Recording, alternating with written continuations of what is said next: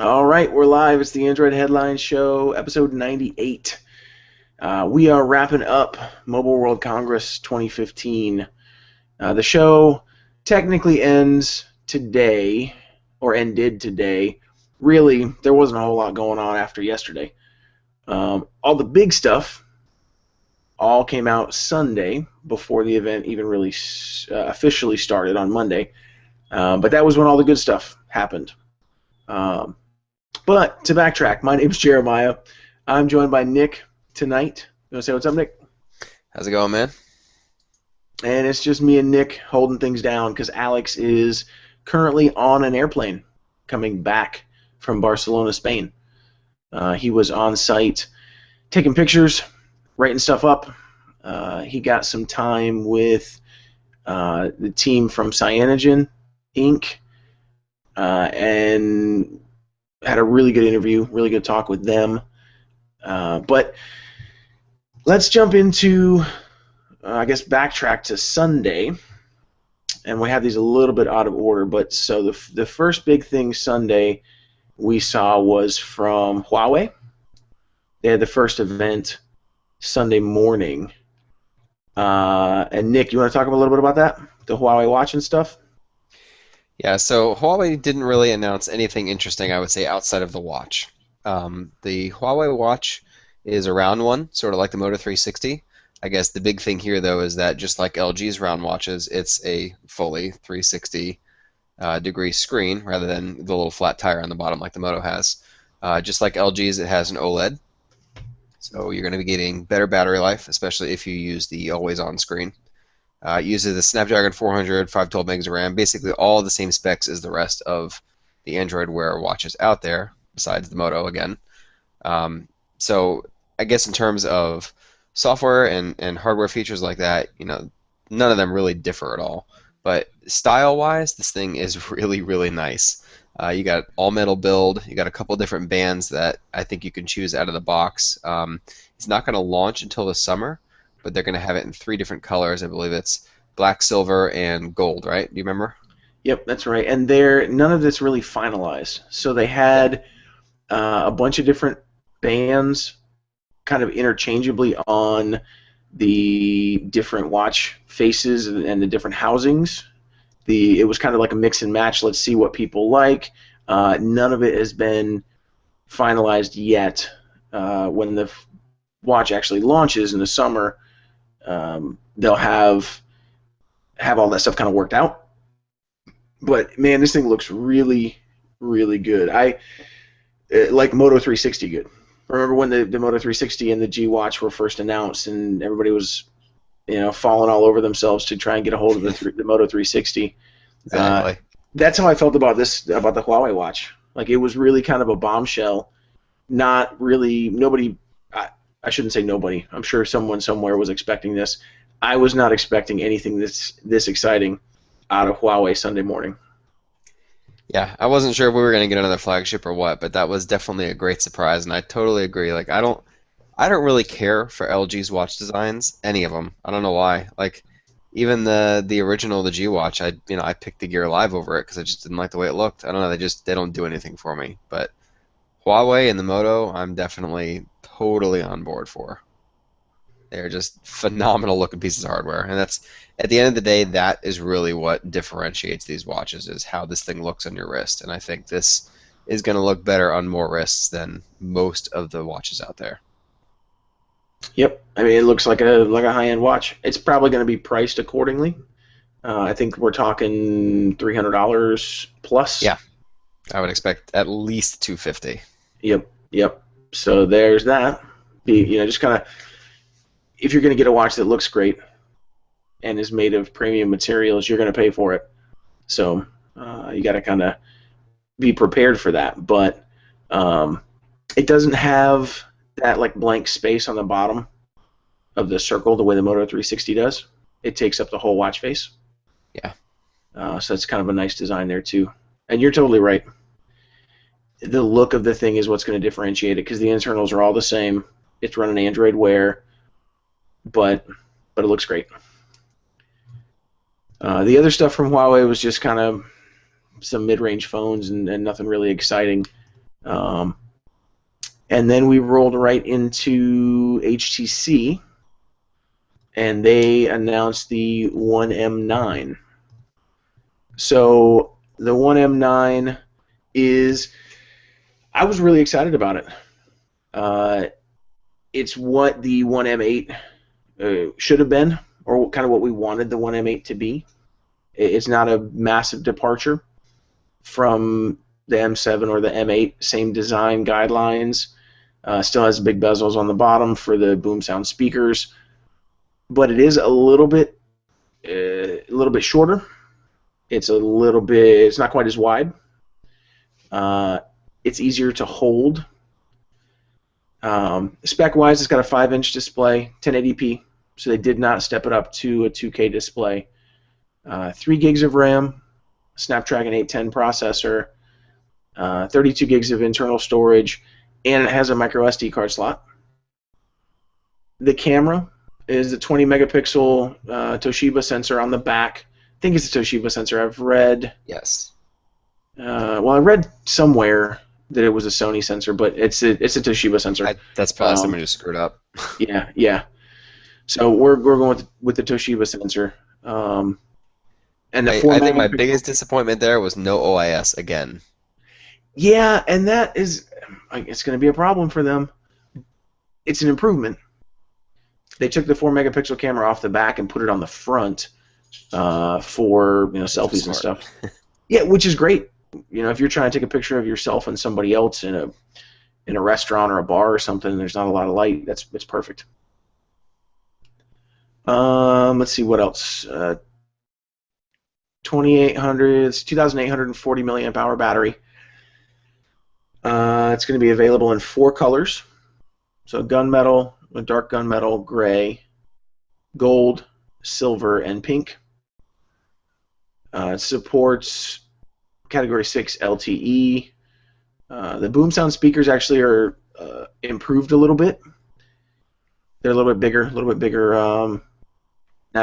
They don't take up a whole lot much more space. You still have that giant, HTC black bar on the bottom that Nick is not a fan of. But so the phone will be available in mid-March in Asia, North America, and Europe. And it's going to be running Lollipop with Sense 7 on top of it. Alex got some hands-on time with it, and it looks great. The camera's not quite everything that I wanted it to be because it doesn't have OIS. Yep. But the software that was running on it. So I also saw a couple of previews go out on The Verge, on Android Central. The Verge said the camera was garbage, which really ticked me off because then they later on said that the software is not finished. The camera software doesn't have all the features in it. The Verge when it comes to cameras. Just don't. When it comes to hardware reviews, man, they're just horrible. Clueless. I was really disappointed. Android Central said, and this was my initial thought as well, it's pre-release software. The firmware is not fully up to date.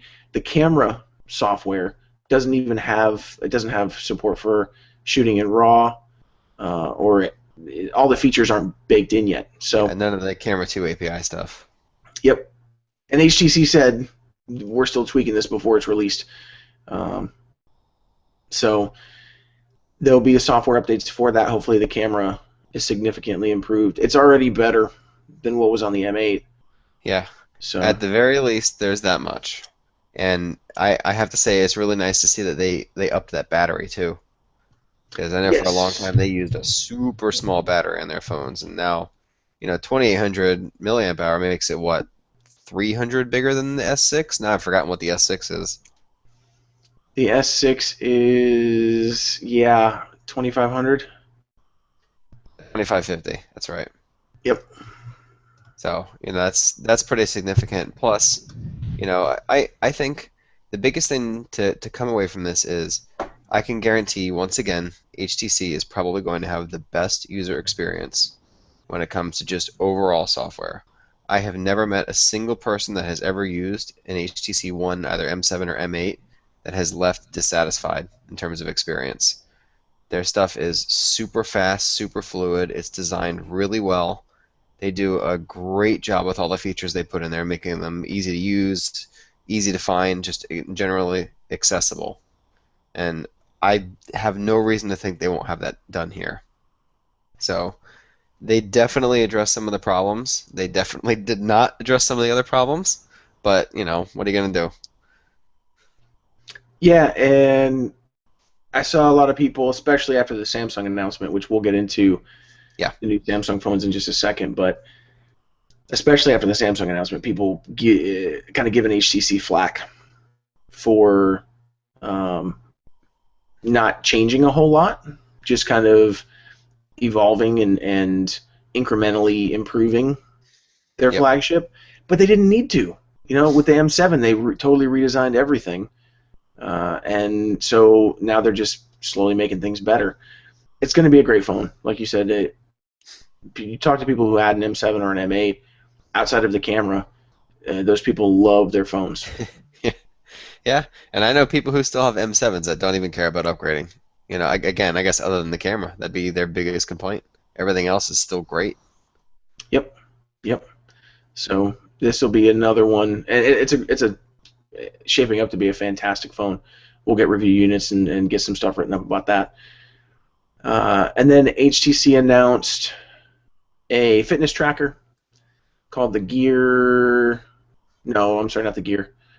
It starts with a G. Gosh darn it. It's not gosh darn it either. I'm drawing a blank on it. I'll look it up. That's no big deal. Not a big deal, right? It's just a fitness tracker. They did partner with Under Armour, so it works with the Under Armour app on your phone. Grip. Grip, thank you. I knew it started with a Sorry. G. No, it's good. Thanks for saving my neck there. But yeah, like I said, it works with Under Armour, does all the fitness tracker stuff. And then they announced the Vive, Vive, Vive, in partnership with Valve. Talk to us about that, man. Yes. So I can't figure out if this thing is actually called Revive or just Vive, because if you go to some places, they call it Vive. If you go to HTC's website, in the title it says Revive. So the RE is branding. It's the line. Yeah. Like the phone is the one, Yep. HTC One, and then you have the M7, M8, M9. You don't Yeah. say Re for It's the bizarre. yeah. You don't say Re for the fitness tracker because that's the Re grip, Regrip. and then the VR headset is the Revive, but you just say I grip guess and the Vive. Re is just their, I guess, accessory line or whatever the heck you want to call that. Now they did say that the camera is still the Re camera. So do with that what you will. Whatever. So, however you want to call this thing, there's a Re and there's a Vive somewhere in there, and it looks unbelievably amazing. So, ever since using an Oculus Rift, I don't know, a month ago, 2 months ago, something like that, I've been totally stoked about this VR thing. And this year absolutely looks like the year of VR. So, without getting too much off track on all that stuff, HTC has jumped into the game here, and it looks like they may very well have the best solution of all of the manufacturers coming out with stuff this year. And a lot of this has to do with the fact that they've partnered with Valve. And if you're a gamer out there, you've probably heard of Valve, know Valve for the Half-Life series, the Left 4 Dead games, Counter-Strike, countless classic titles. They're an absolutely amazing developer, and the biggest thing they have right now, of course, is Steam, which is their digital distribution platform, which has completely gotten rid of PC gaming at the retail level and replaced it with totally downloadable stuff through Steam. So with this, HTC made just really what seems to be an amazing piece of hardware. So you have the screen itself. It's actually going to be two screens, one for each eye. It's got a 90 hertz refresh rate, which means that your games are going to need to run at 90 frames a second, which is that's kind of a high target to shoot for. But if you've ever used a VR type of headset, you'll know that the higher the refresh rate, the more realistic it is. Once you drop under 60 hertz, it really kills the immersion. Plus, the higher the refresh rate, the less people get sick. So people that have a lot of motion sickness, once you push way higher than 75, that number of people that still get sick goes down significantly. In terms of sensors, this thing has over 70 sensors on it. Probably the coolest one they're calling Lighthouse, I believe. I've already, what the heck? Yeah, I think it's Lighthouse. Basically, this thing works sort of like a Kinect does in that it can map the room, but it does it in a three-dimensional space. So whereas the Kinect can just sort of see in front of the thing and kind of map, maybe layers of things, this can see 360 around the room. So it should be able to detect your hands, like you're moving your hands around the virtual world. Just really, really incredible stuff that they're doing that it doesn't seem like you need anything but the headset. Um, There, just to interrupt real quick. There are that's fine. sensors. So the demos all had like sensors. Looked like the little, like the ping pong balls. Yeah, Ping pong ball sensors, like you see on a when. motion capture. Yep. Thank you. So it's those kind of positioned around the room. I Yeah. don't know how that's going to work if you have to put that stuff in your living room or I, not. But I was under the impression that the final one did not require that. I think that's probably more for like the show floor because it's going to just get confused. oh, I'm sure. Yeah, so I don't know. What I understand is that you don't have to have that for the final one. So the developer version of this is going to be going out in probably a couple weeks. They said spring, which that's in 3 weeks, 2 3 weeks, beginning. So final consumer product will be the end of the year. That'll be launching aside Valve's Steam machines and all the other initiatives that they've been putting together. And if you're interested in seeing some hands-on video of that, there's some stuff around there. There's also been a leaked I don't know if it's Portal 3 footage, but there's some kind of Portal demo, and it looks absolutely incredible. It's like maybe 30 seconds long, but it's totally worth watching. So go find it. Just YouTube it. That's awesome. Yeah, I really couldn't care less about virtual reality stuff until I started seeing some of the reactions to this HTC Vive headset. Uh, People going in saying, "I don't care about virtual reality," and then coming out going, "This is absolutely amazing. I need to own this." Um, so the hardware that they had was, early builds, but apparently it works really well. It's amazing. So yeah, that was the exciting stuff. HTC dropped that bomb on us, and it's a big deal. They're Yeah. branching out in a lot of directions, and this partnership with Valve is really it's Valve's partnership with HTC for the hardware, because this is all about Valve and what they're doing with gaming. So, and then we moved on to Samsung, and Samsung really kind of rocked everybody's world. They came out with two premium phones that really stepped it up across the board. The Galaxy S6 and the S6 Edge with a lowercase e. We've got it up on the site with an uppercase e in a bunch of places, so we need to fix that. But I don't know why they went with the lowercase e. Both of these phones, though, have 5.1-inch Super AMOLED displays. They're Quad HD, 2560 by 1440 resolution, so 2K displays. They have Gorilla Glass 4 on the front and back with the metal frame, so no plastic. If you were ever disappointed in Samsung's cheap-feeling plastic devices, you don't have to worry about that anymore. They are focusing squarely on Apple and the iPhone and making really high-quality devices. It's got glass on the back, so even if it is Gorilla Glass 4, it's going to scratch at some point. Over time, you'll get hairline scratches and stuff, but it is what it is. They look really fantastic, and Alex said they feel really great too, really premium. They've got Samsung's Exynos octa-core chips in them. Which is a beast. Yeah, this Exynos 7420. It's got four 1.5 gigahertz Cortex A53 chips, and then four 2.1 gigahertz Cortex A57 cores, and a Mali T760 GPU. So monstrous performance. And supposedly they got rid of all the lag with TouchWiz, whether it's the processor, whether it's what they've done with the software to optimize it. Samsung has slimmed down TouchWiz quite a bit. Still TouchWiz, but they're launching with Lollipop, and it shows through. Like you can see a lot of Lollipop in what Samsung has done with TouchWiz. So that's an improvement also. And then the camera. So they've got 16 megapixel cameras on the back, 5 megapixel cameras on the front. It's got OIS, LED flash. Let's see.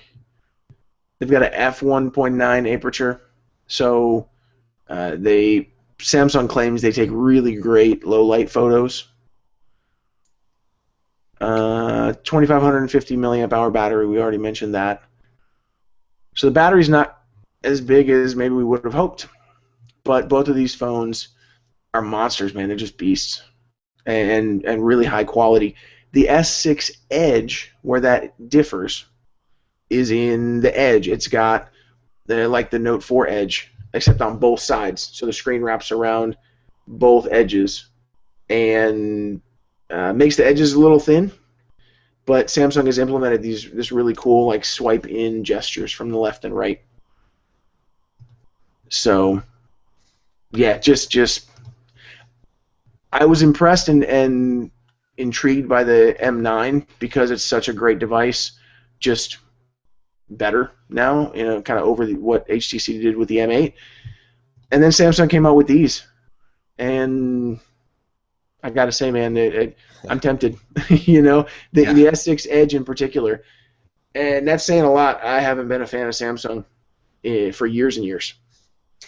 Yep, and I'm sure, of course and then anybody out there who's watched us for a while probably has seen my decline with Samsung. I used to be a big Samsung fan, and then the Note 3 came out, and after that has just been a downward spiral until this. So this is the first time in a while that I've really been impressed with them.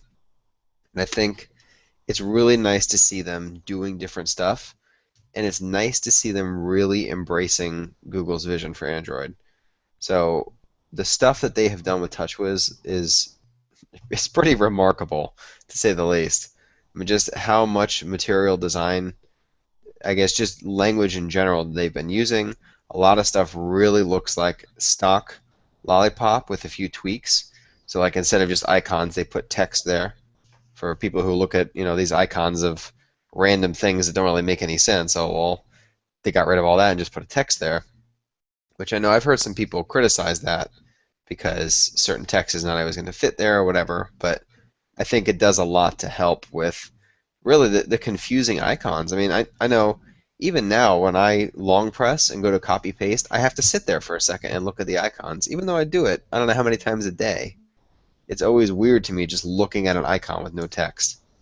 So it's nice to see them actually taking a look at design language and seeing, okay, well, we're not just going to do this for the sake of doing it. We're going to do this because this makes sense and this enhances things for people rather than, hey, look at all the crap we stuck on this phone. Right, and the fact that they didn't stick so much crap on the phone. They pulled out a lot of the Samsung apps and features that used to come preloaded. Yep. Some of that stuff you can still get through Galaxy apps, but it's not preloaded. Some of it is preloaded, but it's not turned on. So a lot of the Samsung features that are baked in are not enabled by default. And even little things like slimming down the notification pane, they're just not piling so much crap in there. Yeah. So it looks better and it's easier to use. And if you want to add all that crap back in, feel free. But it's a much better experience out of the box. And I like that they've done full theme support too. So I think, I guess just depending on how they handle it, given the fact that Samsung's so huge, if they really make this open, we could have a lot of themes. Yep. And that's another thing that, especially overseas in China and other places in Asia, and we've seen it with CyanogenMod for years as well. but people love that stuff, and the fact that they're listening and they're paying attention. Yeah. HTC did the same thing. They, listening and paying attention, and trying to fix some things. Samsung had a lot further to go. They also had more money, but they had a lot further to go. Completely Yep. changing up the design, and really stepping up their game on the hardware front, and then making things easier on the software front. Yeah, and I think it's nice to see how much they've changed too. Like even with the Samsung Pay thing, they didn't just say, "All right, well, everybody's doing a payment thing now. We're just gonna slap the same old crap on that everybody else is doing and call it a day." They went and they got Loop Pay, which, as you know, I've been talking about for a while now. I'm a big fan of. Ever since I saw it at CES and got a review unit, I've been using this thing, and it's so far it's flawless for me. It works everywhere, and it's So just a super easy way back to up pay. just a second and talk to us, because they also announced Samsung Pay. Talk to us Yes. about Samsung Pay and what that is, and Loop Pay and all that. So Samsung purchased Loop Pay, I guess it was about a month ago. And basically, just a quick thing on Loop Pay uses MST, which is magnetic strip transfer. So essentially, this thing, you would swipe a card into the thing. And I don't know how Samsung is going to be doing this exactly, but Loop Pay comes with a little dongle that you plug into the Loop Pay either case or the little card size thing. And you literally swipe your card, and it transfers the magnetic strip information to the LoopPay module.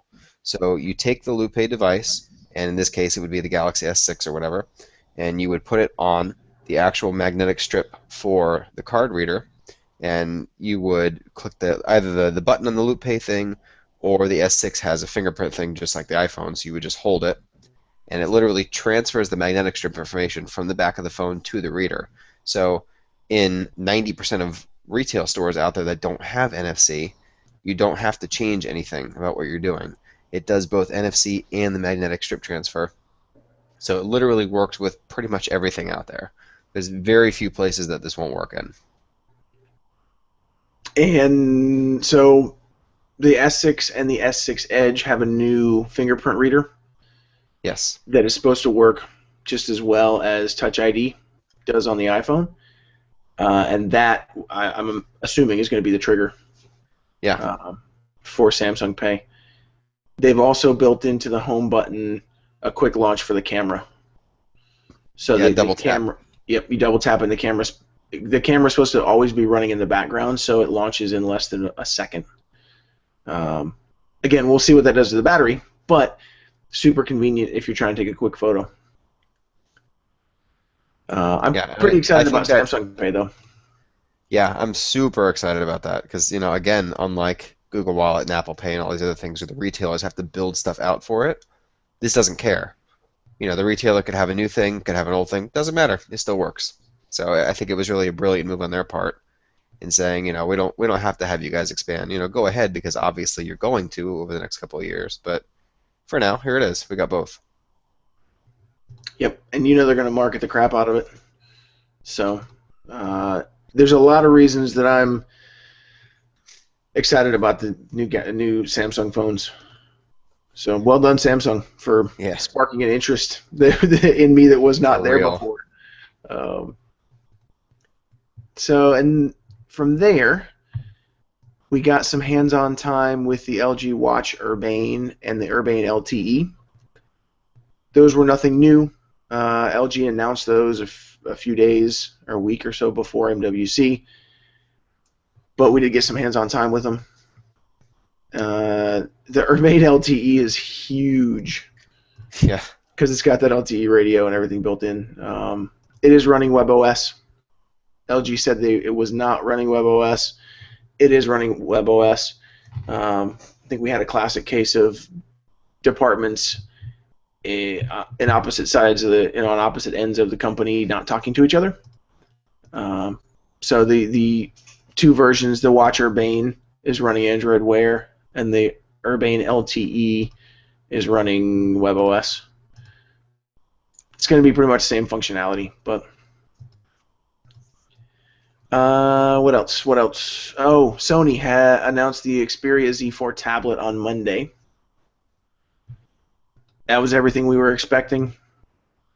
Alex also got some hands-on time with the Z4 tablet and the Xperia Z3, both running Lollipop. And Sony said that Lollipop is coming very, very soon for the Xperia devices, the Z3, the Z2, the Z1. Originally, they had said that was coming in February, and they obviously didn't make that timeline, but they did say that it's coming very, very soon. And it looks great. It's mostly Google's version of Android with a little touch of Sony stuff. Sony apps still look different, but I can't wait to get that on my Z2. What else? Was there anything else from Sunday or Monday? Big stuff? I can't think of anything specific. We had our the Cyanogen interview. I know we were just going to mention that. We weren't really going to go in detail with that. But Alex got to sit down with the guys at Cyanogen and basically talk with them about what they've been doing with the company, their new hardware partners with Alcatel One Touch and with U out in India, which is technically Micromax, but whatever.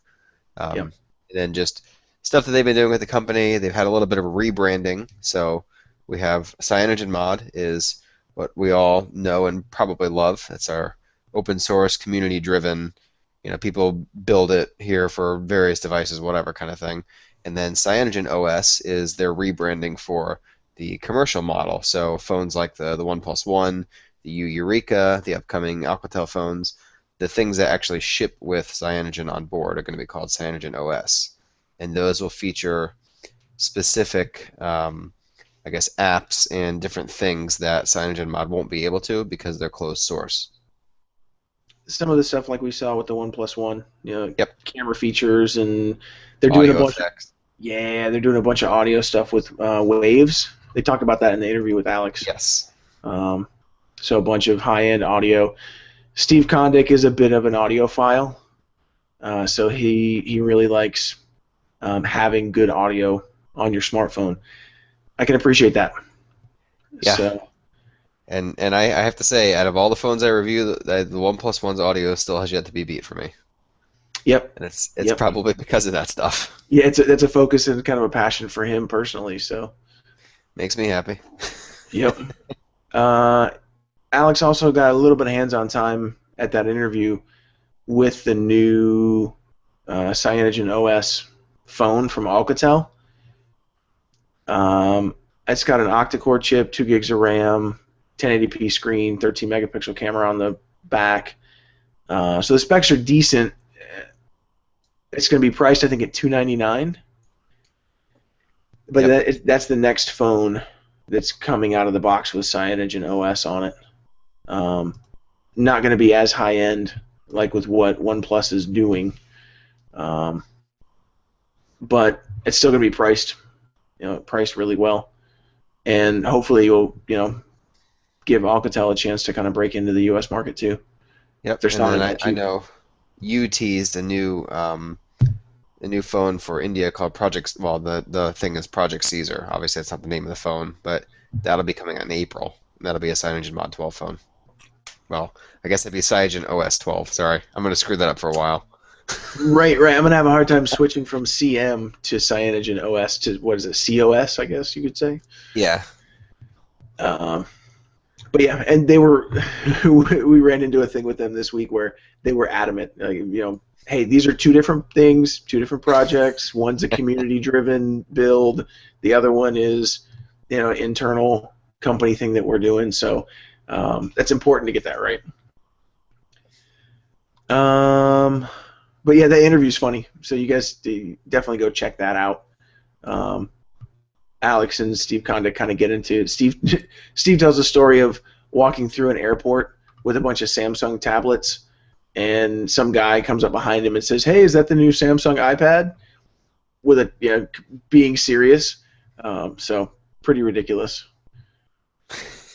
But yeah, it's a great interview. Alex did a really good job.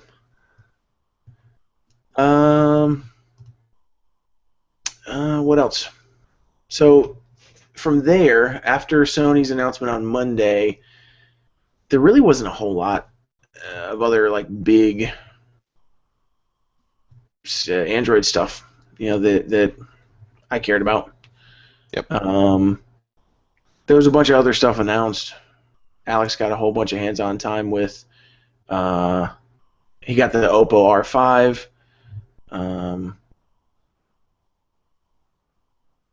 I'm looking through the list here to see what else. If there was anything else that we needed to talk about. I think those were the big things.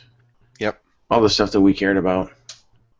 Like I said, it was mostly on Sunday with HTC and Samsung. So we did heard some rumors this week about the next OnePlus device might have a more premium build made out of metal. And LG also kind of let slip that they are working on a more premium line of phones that will be kind of a step up from the G line, so the G2, yes. G3, upcoming G4. And then speaking of them just briefly, they also said that they're going to be, I think, revealing or releasing LG's 4.0 UI before the G4. Okay. So that'll obviously, being 4.0, will be a totally redesigned UI. I'm assuming to be more like Lollipop, sort of like how Samsung's been doing. So it needs to be, because their Lollipop builds were kind of rushed out. They didn't really look any different from their KitKat builds. Yeah. So I mean, they run fine, but they didn't take a lot of time to update the interface. So the other big thing this week, not necessarily MWC related, but Pebble announced the Pebble Time on Kickstarter. Broke all kinds of records with that. Made Kickstarter and themselves a whole bunch of money. But then they also announced the Pebble Time Steel. So this is a kind of an upgrade on the original Pebble. Still an e-ink display, but it's in color. Personally, I don't like the look of it. I think the Pebble Time looks like it came out of a gumball machine. The Pebble Time Steel looks a little bit better. But they're also touting, the week-long battery life like you get on the original Pebble. So, yep. If you're interested, that's something to keep an eye on. Yeah, at the very least, their interface is really interesting. Yeah. Whether you like the style or not is one thing, but I think functionally it looks pretty cool. And they raised tens of millions of dollars on this Kickstarter, so there are a ton of people that are really interested in this. I just am not personally a big fan of the look of it. But, I think that'll do it, man. That'll wrap us up for episode 98 of the Android Headline Show, recapping MWC 2015. So you can find us on Twitter at Android Headline without the S. On Instagram, same thing, Android Headline without the S. Google Plus and Facebook. I think we're on Pinterest. So we're playing around a little bit with Snapchat. So just having fun. Any place that you are online, we'll be there bringing you Android news. So, Nick, thanks for hanging out and chatting with me tonight, man. Absolutely. It's been a pleasure. Have a good night. You too.